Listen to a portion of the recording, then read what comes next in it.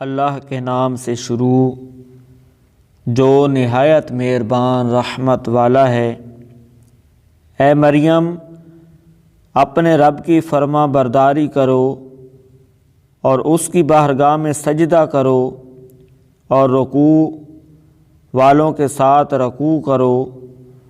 یہ غیب کی خبریں ہیں جو ہم خفیہ طور پر تمہیں بتاتے ہیں، اور تم ان کے پاس موجود نہ تھے جب وہ اپنی کلموں سے قرعہ ڈالتے تھے کہ ان میں کون مریم کی پرورش کرے گا، اور تم ان کے پاس نہ تھے جب وہ جھگڑ رہے تھے۔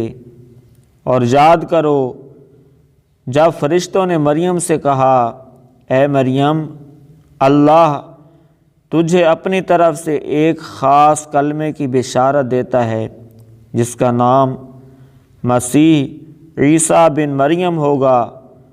وہ دنیا و آخرت میں بڑی عزت والا ہوگا اور اللہ کے مقرب بندوں میں سے ہوگا، اور وہ لوگوں سے جھولے میں اور بڑی عمر میں بات کرے گا اور خاص بندوں میں سے ہوگا۔ مریم نے عرض کی، اے میرے رب، میرے ہاں بچہ کیسے ہوگا؟ مجھے تو کسی شخص نے ہاتھ بھی نہیں لگایا۔ اللہ نے فرمایا، اللہ یوں ہی جو چاہتا ہے پیدا کرتا ہے۔